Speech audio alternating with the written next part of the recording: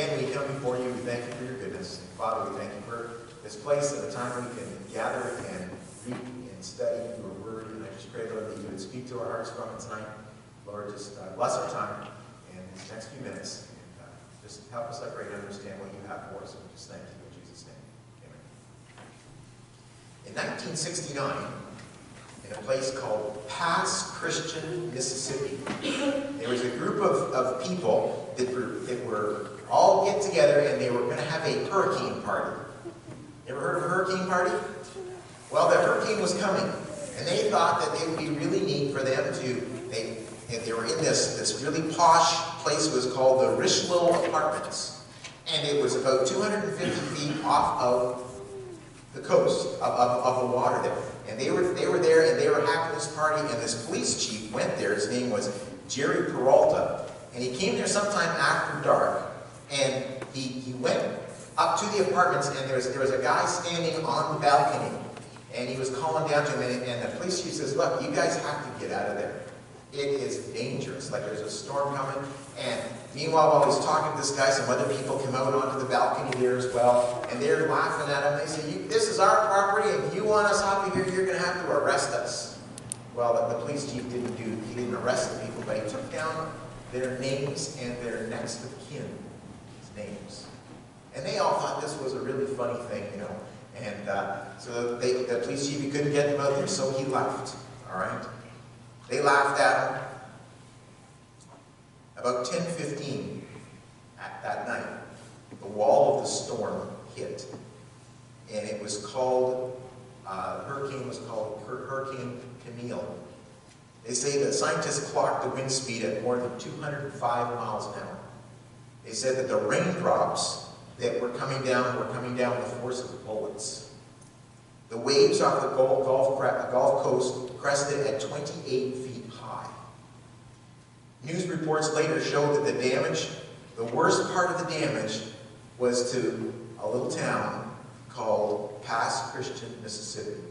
To a little spot where there was hotels and go-go bars and gambling houses.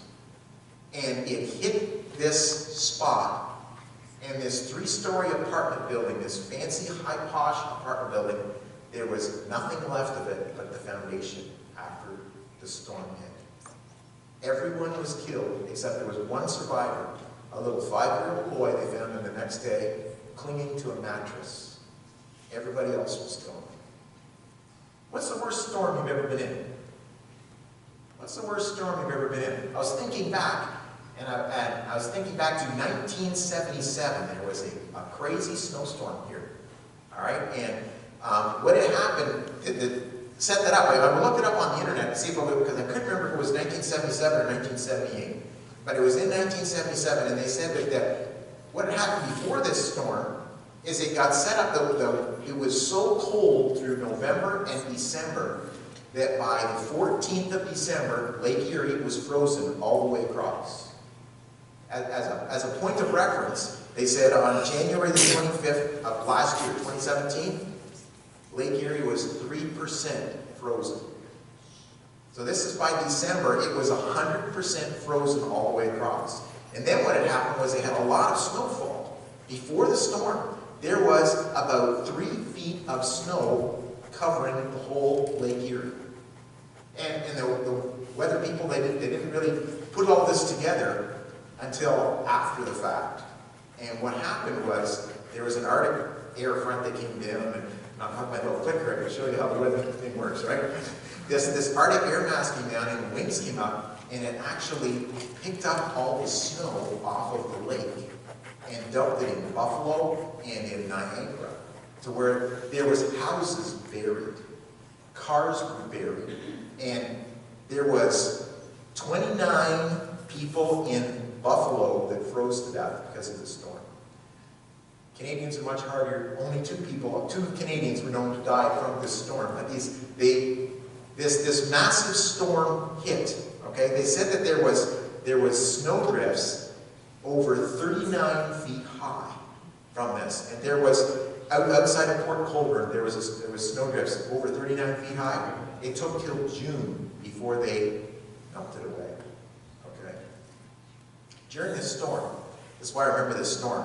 It was blowing so much that we used to live right by the road, Highway 53, I think it was 253, Highway 53. At any rate, going out towards Burford. We lived right next to that on this little side street. Well, these people got into a car accident, and they couldn't see where they were going, and they didn't know what they hit. All right, there was the snow, the visibility was so poor. So they hit this car. They don't know where the car was that they hit, but they couldn't drive their car anymore, and they got out of their car and they started walking, blind. They literally bumped into our house, okay? But they couldn't see the house until they just about hit the house. So they managed to find their way around the front door, and they banged on the front door, and this poor girl that came in, she looked like she was frozen, like just, and we brought them in, and they stayed the night, and you know, we fed them whatever we had there, but it was a crazy, crazy storm. Remember the guy's name was Mo. I was waiting for Curly and Larry to come knocking on the door later, but it was just Mo. But you know, what's the worst storm you've ever been in? There's a storm that comes up in this story here, and it's kind of unique. We look at Paul, and we looked at somewhat at Paul's missionary journeys, and we know Paul's had 3 missionary journeys. J. Vernon McGee says this should actually be listed as Paul's 4th missionary journey, because he was still preaching, even though he really couldn't control where he was going. He was traveling somewhere, and he never stopped. All right. So Paul here, we find in 2 Timothy chapter 2, verse 9, Paul wrote this. He says, "Wherein I suffer trouble as an evildoer, even unto bonds, but the word of God is not bound." No matter what happens, the word of God is not bound. And he says, you know what? We can preach that wherever we go.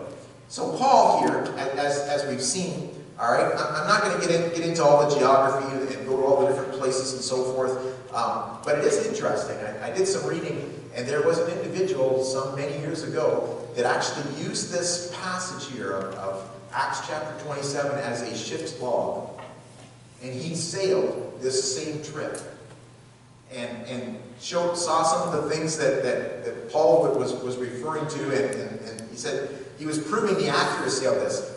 Do we really need to prove the accuracy of the Bible? No, we don't. But he thought he knew this, and it was dead on, exactly the way that Luke had penned this down in the book of Acts. But there is, why do you think, we go through all this thing, and I was kind of giggling because Aaron hates it when I hand him all these words that we don't normally use, these names of places or people. One of these days I'm going to give him one of his begat chapters just for fun. He's going to take that Sunday off. All right? But why would there be so much detail given to this voyage? Why do you suppose that is? Why not just say, you know, they went on a trip and skip to the end and go to the storm and the shipwreck? You know, there's a couple of reasons. First, nothing is put in the Bible for filler. Right. It's here for a reason. All right?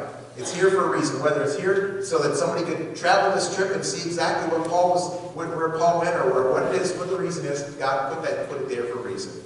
And second, God wanted to use Luke to show us a very valuable lesson. That one man's faith can make a big difference for him and others in the storms of life. All right? One man. One man. You know how many people are on this boat when we get to the end of the chapter? There's 276 men on this boat. People on this boat. Some of them might have been ladies, I don't know. I don't think they were, but 276 people on this boat. Okay? One man made a difference. We see here, as we start in verse number 1, it says, "And when it was determined that we should sail into Italy, they delivered Paul and certain other prisoners unto one named Julius, a centurion of Augustus' band." All right? So here's the centurion that is in charge of Paul, okay? And I'm sure that as we go through this story, we'll see that Julius really likes Paul. He gives Paul some special privileges. There's a 2-ship journey here, and as they make their first landing, Julius, the centurion, allows Paul to go in and to visit some other people and so forth and come back. And we see at the end of this story when all the prisoners, it seems, are going to escape and the soldiers want to kill them, it says that that the centurion stops them because of Paul. Okay? He wanted to save Paul, so he says, no, don't kill everybody. He wasn't so much worried about the 273 other people out there. He was concerned about Paul. And I'm sure Paul spent much time talking to his centurion, to this guy, and witnessing to him, and telling him about the Lord. But as we see that they went into a second vessel, like I said. They got into the second vessel that left this place called Myra, and it was an Egyptian vessel. It says that it came from Alexandria. Rome relied very heavily on Egyptian grains and Egyptian wheat, okay? And they gave special consideration to those people who ran these ships. But on this second ship, it is a much larger ship. It is the first ship that they went on, although they covered about 130 miles. They covered about 80 miles, and get the two mixed up. They went fairly quickly, all right? They covered a lot of water, but it was a slower ship, and so they got into this larger ship, okay? And this Alexandrian ship, and think of how big this is. It's full of grain, and 276 people on board. So this is a big boat. It's a faster boat. It should be able to handle storms better. It should be able to rougher water. They can move a little bit further away from the coast and kind of cut across, rather than following the coastline along, they can come out, because it's a bigger boat. It's a bigger, faster boat. But Paul, remember, Paul is a Roman. The reason that he's even on this journey is because he had appealed to go to Caesar. I want to go, you have to send me to Caesar. He is probably the only Roman prisoner on the ship. The other prisoners that are on this ship, they're doomed. Most of them are probably kept underneath. And what they would do with these other prisoners is, Paul did die in prison, but Paul is not necessarily looking at being executed by Caesar. But these other people, they are doomed. They are either going to be lion food, because that's what the Romans did. They take their prisoners, and they would, instead of going to a baseball game, they go to a lion feeding game. And they would put them in the Colosseum, and they would let lions tear these people apart, and that was their entertainment. Eating popcorn, watching people get eaten. I don't know. That's what they did, okay? Some of these people would have been that. Some of these people, if they were big and burly, okay? Brother Walter. He's big, but he's not burly. So, but anyway, these big guys, they would have had them, and they would have been training them to be gladiators, to fight to the death, okay? That was the Romans' entertainment, okay? So this first ship, that's what the prisoners were on board. This first ship, everything went according to plan, okay? They covered quite a bit of ground, okay? But this second ship struggled. This second ship struggled, and it was the one that was going 130 miles. But as it went along, it went from Myra to Cnidus, and they had the winds that were contrary to them, okay? And they managed to struggle into this port of Fair Havens, okay? And when they got, it's not really a port as such. It was a spot where they could get in, and they could anchor in this bay called Fair Havens. But then they would have to actually get into a little boat to go ashore, okay? A few people at a time type of deal, all right? And they got there, but a decision had to be made. And the person making the decision was not the captain of the ship. Wasn't the owner of the ship, okay? The person that was going to make the decision is Julius, all right? He's in charge. He's in charge of his prisoners. It was like when they got to their first stop, he said, we want this ship. We're going to put our people on this ship. The captain really didn't have much of a choice, all right? And so he was on this ship, and he had to make a decision. They only had to go 40 more miles. They've already gone 210 miles. Okay. They only have to go 40 more miles to get to Phoenix, the port of Phoenix. But they'd already been struggling much with the winds. What are they going to do? What are they going to do? If we see here, in Acts chapter 27, verse number 9, it says, now when much time was spent, and when sailing was now dangerous because the fast was now already past, Paul admonished them. This fast is the Day of Atonement, okay? Which, according to, it all fell according to their lunar months, okay? And it always landed in the months of between September and October. And they look back and they say, this particular event happened in year AD 59. And on that particular year, the Day of Atonement was on October the 5th. It was well into, this weather pattern area that I'm going to explain in just a second here.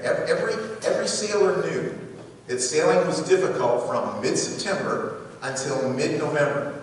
And then from mid-November until February, it was impossible to sail. But it was very much difficult from, like I said, from mid-September until mid-November. It's already passed. October the 5th is already passed. They're at least into the middle of the month here. They're halfway into the very difficult time to sail. It's possible, but it's a very difficult time. What happens next is classic how not to determine God's will. All right? So Paul admonishes them in verse number 10. He says, and he said unto them, Sirs, I perceive that this voyage will be with hurt and much damage, not only of the lading of the ship, but also of our lives. Paul says, look, we have already had rough sailing. Okay? It's already the iffy time to sail. We're in the middle of that. We're right in the center between the middle of November and the middle of September, and they're in the middle of October. We're already in the center of that time. It's not just on the edge. Okay? And when we look at this verse, Sirs, I perceive that this voyage will be of hurt and much damage, not only to the lading of the ship, but also of our lives. It almost sounds like God's given Paul a prophecy here. It doesn't tell us for sure whether it is, but it almost sounds like he's saying that I perceive. And this word that I perceive means that, you know what, from past experience, if we look back in 2 Corinthians chapter 11, Paul has been shipwrecked 3 times. You know what I say? If you're going in the boat, don't go with Paul. He has bad luck in the boat. So I think this is the 3rd time. He's already been shipwrecked 2 other times before. Okay? But he's saying, you know what? In my experience, and I've been where we're not supposed to be in a boat. Okay? This will be my 3rd time, boys. And he says, from my experience, this is not a good idea. Okay? But what does Paul know? He's a missionary. He's a tent maker. You know what you're talking about, Paul. So we have Julius is left with who he's going to listen to. And there's a number of things that come up. Okay? First of all, it says there that Fair Havens, in verse 12, and because the haven was not commodious to winter in. It's not a convenient place for them to stay in winter. It's in a little bay that is when the winter comes, it's kind of open there, and it's a rough place to be. Besides which, like I said, it's not an actual port.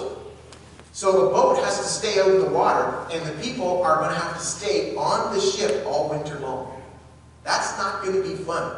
All right? We're stuck here for months. Yeah, we can, run the little tugboat into the shore and get some food and get little breaks here and there or whatever. But you know what? It's not going to be a picnic here. It's prone to storms. It's not a real port. Everybody's going to have to stay aboard. Secondly, the captain of the ship says, you know what? I'm a good captain. I can make it. It's only 40 miles. I can do it. He's the expert. Okay? The third thing is, it's only 40 miles. We've already covered 210. We just got 40 more miles to go. We're almost there. We can do that. And the fourth thing is, it tells us there that everybody thinks it's a good idea. All right? Lost the verse.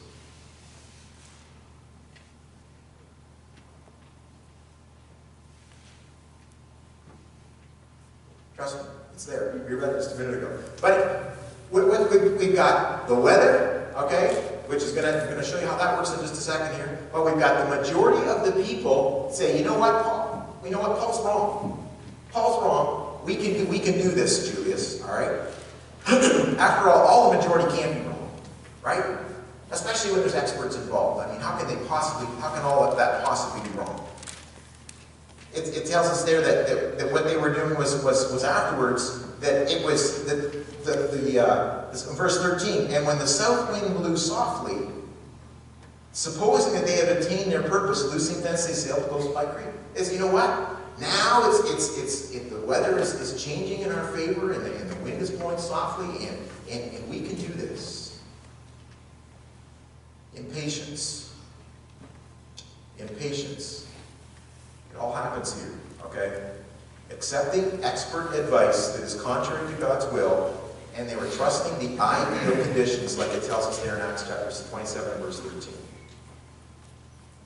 In Isaiah chapter 28, verse 16, Isaiah says this, he says, "He that believeth shall not make haste." But they said, you know what, doesn't matter, we're going to go. So they took off, 40 miles to go. The storm got so bad that the boat started to leak, that what they did there tells us in verse number 17, they put undergirding in the ship. That's either chains or ropes. I don't know how they would get them onto the ship, if maybe somebody had to swim it under the ship. Or somehow or other they threw it, they hook it, or whatever. But what they did was they actually wrapped the ship with ropes or chains to try to hold it together as the ship was being battered. And this is not a little 16-foot aluminum boat. There's 276 people on here. And they're trying to hold this boat together. Okay? They took the sails down. They threw all the wheat overboard. Tossed all the grains overboard to try to make it lighter. Alright? On the third day, they started throwing parts of the boat and parts of their equipment. This calls the tackling or the furniture. And then the other stuff that they had on the boat, they're throwing it over to try to make it lighter because they are going down. Time passed. It says they could see no sun, they could see no stars, in verse 20. And when neither sun nor stars in many days appeared, and no small tempest lay on us, all hope that we should save was then taken away. Nobody believed anymore. We're done. We're out in the middle here. They have drifted so far, it's a lot more than 40 miles we're going to have to go. And they had without the sun and without the stars, they had no idea even where they were. Took some time. Acts 27, verse 21. But after long abstinence, Paul stood forth in the midst of them and said, "Sirs, ye should have hearkened unto me, not have loosed from Crete, and to have gained this harm and loss." The understatement of the year. I told you so. Okay? But it doesn't stop there. Okay? It doesn't stop there. Warren Wiersbe puts it this way. He says, "A crisis does not make a person. A crisis shows what a person is made of." It doesn't make them. It just shows what they are. I'm going to read a few verses here. Look down at verse 22. Down to verse 26. And it says, "Now I exhort you to be of good cheer." This is what he says after somebody. He shouldn't have gone, but here we are. "But now I exhort you, be of good cheer." What do they got to be cheerful about? They have no idea where they are. They've thrown all their food overboard. Well, at least all their wheat overboard. They still have to have some food there. They think they're going to go down. The boat's all wrapped up with duct tape and binder twine, okay, trying to hold it together. Paul says, "Now I exhort you, be of good cheer, for there shall be no loss of any man's life among you, but of the ship." Ship's going down, but nobody's going to get hurt. "For there stood by me this night the angel of God, whose I am and whom I serve, saying, Fear not, Paul, thou must be brought before Caesar, and lo, God hath given thee all them that sail with thee. Wherefore, sirs, be of good cheer, for I believe God, that it shall be even as it was told me. Howbeit that we must be cast upon a certain island." I want you to notice something here. Verse number 25. He says, "For I believe God." He doesn't say, "I believe in God." No. He says, "I believe God." When God tells me something, it's true. I just don't believe in him that he's there. You know, a lot of people say, "Well, yeah, I believe in God." But do you believe God?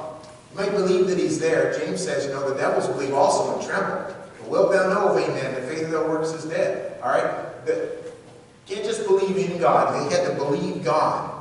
So what they did was they started to, he encouraged them, all right? And he continued to tell them there. Actually, no, that's on a little bit further. So what happens is down in verse number it says that they sounded and found it 20 fathoms. They would see how deep it was. Now, fathom is 6 feet, all right, or 1.8288 meters, all right? We're going to go 6 feet. So the water was 20 fathoms, or 120 feet deep. And they sounded that, and they went on just a short while longer, and then all of a sudden it's 15 fathoms. That's 90 feet deep. They said, you know what? It is coming up fast. We are coming up to a shore somewhere. They can't see it. But by seeing how deep the water is, they can tell that they are closing in on something that's some land somewhere.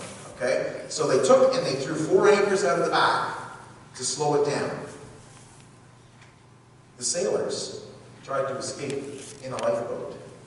Some of these seasoned sailors, they said, you know what, we're going to throw some anchors out of the front of the boat. And while they're at the front of the boat pretending to throw anchors out of the front of the boat to slow the boat down, because they don't know where they're going, they try to bring the boat off. The little dinghy, okay? The little skiff that they're going to use to go back and forth to shore. And Paul says to Julius, he says, look, he says, everybody has to stay here. Everybody has to stay because God said that we're all going to be together and and God's going to save them all. You have to keep them here. So the centurion goes up there and they cut the ropes and they let the boat go. Now they got nowhere to come. Okay? They got nowhere to come. So Paul encourages them. I want you to see something here. Verse 33. And while the day was coming on, so it was still dark, they couldn't see, but they were sounding the water. And when the day was coming on, Paul besought them all to take meat, saying, this day is the 14th day that ye have tarried and continued fasting, having taken nothing. Wherefore I pray you to take some meat, for this is for your health. For there shall not a hair fall from the head of any of you. And when he had thus spoken, he took bread, and he gave thanks to God in presence of them all. And when he had broken it, he began to eat. Then were they all of good cheer, and they also took some meat. Paul encouraged them. He encouraged them to eat. And he thanked God in front of them all. I can picture Paul on this boat, all right? These soldiers just lost their way, or these sailors just lost their way of escape. The sun's come up. The boat's all band-aided up. The sailors they haven't eaten anything. And Paul says, look, God's got this under control. We're going to eat. I want you guys to bow your heads and pray with me. That's what Paul did. Because it says he gave thanks before them all. And they're listening. Paul started out a prisoner. All right? We've got the centurion who's in charge. We've got the captain. He owns the boat. And then we've got the prisoner. And who's leading the way? It's the prisoner. And everybody else is standing by. And Paul says, I want you to bow your heads and pray. We're going to thank God for what he's going to do. There are times when one dedicated believer can change the whole atmosphere of a situation simply by trusting God and making that faith visible. Yes. That's true. Yeah. It is true. After they ate and they felt better, just this attitude of this one guy in chains. This one guy. The sun came up and they ate and everybody's feeling a little better and they looked and they could see in the land there was a creek. And the sailor says, you know what? If we can head towards that creek, you know, the boat's big enough, you know, we just kind of jam in there and we just hop off and we'll be safe. We're going to go towards that creek. So they took up all the anchors, the 4 anchors at the back, and they put the sail back up, and they took off to make a run for it. In verse 41, it tells us, and falling into a place where 2 seas met, they ran the ship aground, and the fore part stuck fast, and remained immovable, but the hinder part was broken with the violence of the waves. So this ship comes in, is trying to get in there, and there's where the 2 seas meet, and there's a couple of reefs there, and the boat stops right there. And as it's there, it is stuck, okay? It's okay, the waves can hit it while it's floating out there, and the waves are just going to move the boat, right?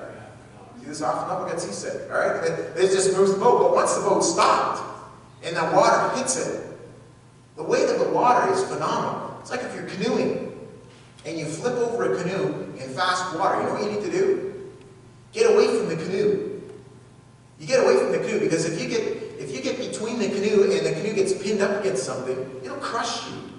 I've seen canoes before where it flipped up, and there was like a tree or a rock in the water, and as the canoe hit that, it wrapped the canoe inside out around the rock because it's the force of the water. If you're stuck in between them, you're dead. Okay, you got to get away from it. That's the force. And as this boat is stuck and the force of the water is just pounding it, okay, a gallon of water weighs about 10 pounds. That was the math that we used to use to figure out how much we put in this building before you have to get out because we're going to cave it in because we put too much water in it. Okay? But that's a lot of the force in it. It started to smash the boat apart. As it's smashing the boat apart, the prisoners are going to escape, the soldiers, verse 42, and the soldiers' counsel was to kill the prisoners lest any of them should swim out and escape. Because if the soldiers that were there, Julius is a centurion, but he's not the only soldier on board. Okay? He's not going to hold 276 prisoners, all right? So there's lots of soldiers on board, there's lots of sailors on board, then there's some prisoners on board. But if the prisoners escape, the Roman law was, you know, if he had had a death penalty and he escaped, then you have to pay that penalty, all right? So they didn't want these prisoners to escape, so they're going to kill these prisoners so they couldn't escape. That's when Julius jumps in, okay? Verse 43, I mentioned this earlier. But the centurion, willing to save Paul. There's his whole purpose. Willing to save Paul kept them from their purpose and commanded that they which should swim should cast themselves first into the sea and get to land. And the rest, some on board, some on broken pieces of the ship. And so it came to pass that as they escaped, what? All saved the land. Just like God had promised Paul. Just like God had promised Paul. You know, there are times when God can use one man. One man. And as Paul was here, there's many lessons that we can learn from this storm. And I want to look at 4 of them really quick. 4 lessons. The first one is, storms often come when we disobey the will of God. Now, Paul hadn't disobeyed the will of God. But he had expressed the will of God to Julius. Julius had disobeyed the will of God. Now, I don't believe he was a Christian at that time, at least. Maybe he was. I think with Paul preaching to him all this time, it would not surprise me at all if he did come to know Christ as a Savior. But sometimes we suffer because of the unbelief of somebody else. Sometimes we do.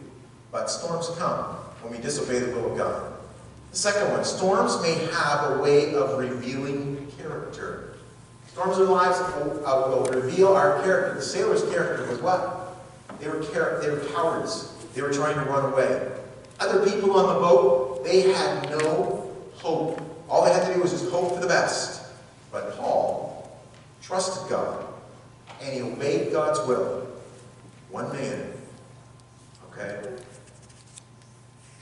Third lesson we can learn. Even in the worst storms cannot hide the face of God or hinder the purpose of God. No matter what comes out, God's got it. You know what? Nothing takes God by surprise.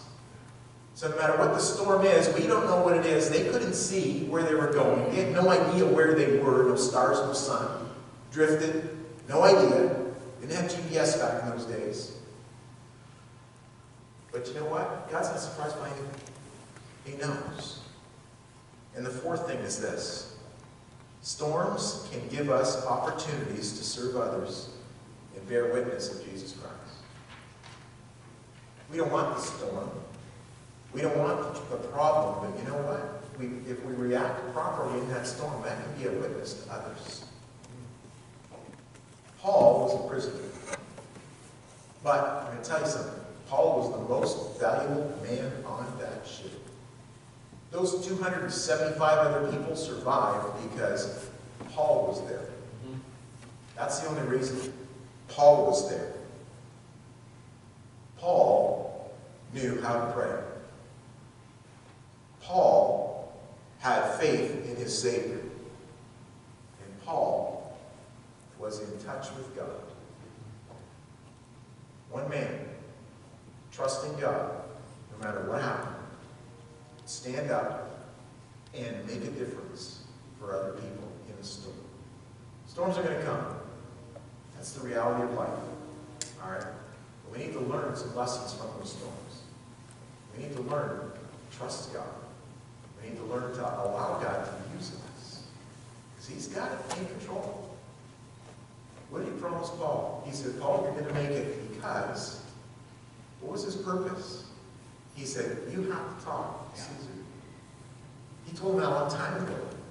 But he said, you're going to make it. Everybody else is going to be fine too. Get them all there. Okay?